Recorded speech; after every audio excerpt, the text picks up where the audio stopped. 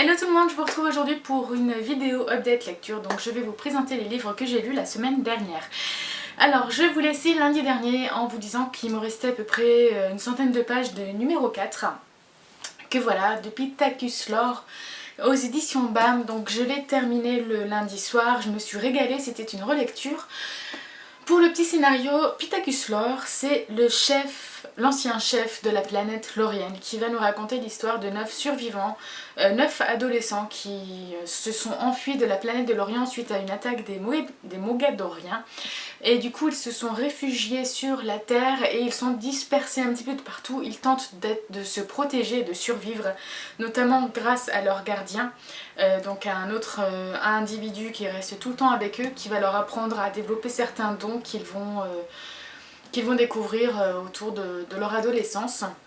Donc là dans ce tome on va suivre évidemment l'histoire de numéro 4, sachant que dans le synopsis on nous explique que les 3 premiers sont décédés et à chaque fois qu'il y a la mort d'un représentant de l'Orient, une marque se crée sur le corps des autres survivants.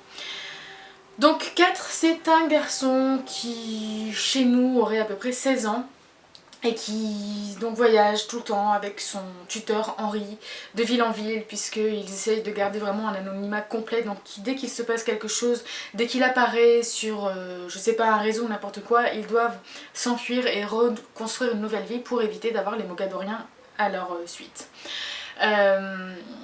Donc voilà, on va découvrir sa vie, on va découvrir son adaptation dans cette nouvelle ville qui est Paradise, comment il va se créer une amitié, comment il va découvrir aussi une jeune fille qui va avoir une grande importance pour lui, et on va suivre un petit peu toute cette histoire. En parallèle, ce que j'ai beaucoup aimé dans le livre et ce que j'avais adoré à ma première lecture et comparé au film qui est sorti en 2011, c'est qu'on a énormément de précisions sur la planète de l'Orient. Donc on voit comment les gens vivaient, on voit ce qui s'est passé, on voit les différentes personnalités qu'il pouvait y avoir, et c'est quelque chose qui manquait atrocement dans le film puisque quasiment tout était survolé. Donc là j'ai apprécié redécouvrir tout ce côté là. C'est un livre de science-fiction jeunesse, c'est super bien écrit, c'est très addictif, les pages se tournent vraiment très vite, on est pris dans l'histoire, on est pris dans le récit, et voilà, j'avais toujours envie encore d'en savoir plus et plus. Donc certes moi c'était une relecture donc j'ai pris un peu plus de temps, je l'ai lu en binôme, je suis ravie parce que ma binôme a aussi adoré cette lecture. Puisqu'elle n'avait vu que le film elle aussi avant sans avoir lu le livre. Donc voilà, j'espère qu'on terminera très vite la suite de la série, sachant qu'à ce jour il y a 5 tomes. Ensuite j'ai lu en lecture commune avec Pauline de la chaîne Patatra Psy Changeling de Nalini Singh. C'est de la romance paranormale. J'ai été assez étonnée de voir l'intrigue principale et l'environnement du livre parce que je m'attendais à quelque chose d'un peu plus classique en romance para. Et en fait là on découvre 2 entités différentes. Donc il y a les psys d'un côté, ce sont des humains qui ont des capacités, des pouvoirs spéciaux, qui sont dans un procédé qui s'appelle silence, qui les a conditionnés à ne ressentir aucune émotion. Et ils vivent entourés de métamorphes, donc les changelings, et ils ont pas mal d'accords commerciaux, etc. Donc en fait on va suivre l'histoire de Sacha qui est une psy et de Lucas qui est un changeling, et qui vont signer un accord ensemble immobilier, donc sur la construction d'un nouvel immeuble destiné aux psy. Donc tout ça c'est quelque chose qui m'a vraiment plu parce que c'est vraiment original dans la romance para ou dans l'urban fantasy. Ça m'a changé complètement de ce que j'avais pu lire jusqu'à présent. Au niveau romance, franchement c'est très soft, il n'y a pas beaucoup de scènes de sexe. Je sais qu'il y en a pas mal d'entre vous qui peuvent être rebutés à l'idée de retrouver trop de scènes érotiques dans les romances paranormales, mais alors là franchement s'il y en a 3 à tout casser sur à peu près 400 pages, c'est vraiment le grand maximum et c'est abordé d'une façon encore différente. Donc voilà, moi j'ai passé un très bon moment, ça s'est lu très vite, j'ai été étonnée, c'est vrai que j'ai été vraiment prise aussi dans l'histoire. J'ai quand même trouvé par moments quelques lenteurs, mais rien de dramatique. Et puis il fallait que l'univers voilà, se développe petit à petit aux yeux du lecteur. C'est surtout une série originale qui ne présente pas trop de romance dans ce premier tome. La saga est constituée à ce jour je crois de 11 tomes, donc j'espère qu'on va pouvoir continuer également la série avec Pauline. Enfin, en dernière lecture, c'est un audio livre. Cette fois-ci, j'ai emprunté donc Tu es le père d'Amélie Nothomb. C'est mon premier audio que j'écoute en entier et c'est aussi mon premier Amélie Nothomb. Nothomb, je ne sais pas comment on dit. J'avais beaucoup de mal avec cette auteure parce que je n'aime pas ce qu'elle dégage.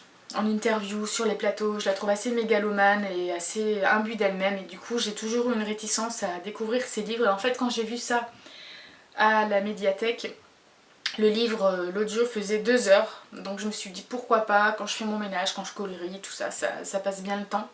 Et j'ai été agréablement surprise. Tout d'abord, je pense que le narrateur a un rôle important dans l'appréciation de cet e-book. Là, c'est Daniel Nicodème, donc, qui est un acteur de théâtre, qui lit l'histoire, qui a prêté sa voix à différents personnages de l'histoire et j'ai vraiment passé un très bon moment. Tu es le père, ça raconte l'histoire d'un adolescent qui est au début à la rue, en fait il a 14 ans, il est très doué en magie, il s'appelle Joe et il va rencontrer Norman qui est un prestigieux magicien à Reno et en fait il va lui demander de devenir son professeur et petit à petit ce dernier va se substituer à un rôle de père. Donc on va suivre un petit peu l'adolescence de ce Joe et ses premières découvertes sur plusieurs niveaux, ce qu'il veut. C'est une histoire de choix, de comment interpréter, comment s'adapter aux différentes décisions qu'on doit prendre dans la vie. On va suivre ce que va devenir Joe, qui est un grand magicien en devenir et j'ai trouvé ça vraiment bien. Il y a beaucoup de thèmes abordés, j'ai trouvé que c'était bien écrit, en tout cas à l'audio c'était fluide, c'était un vocabulaire aussi travaillé. J'ai vraiment été prise dans l'histoire en fait et quand je me suis interrompue donc pour faire d'autres choses, j'avais quand même assez hâte de découvrir la fin de l'histoire.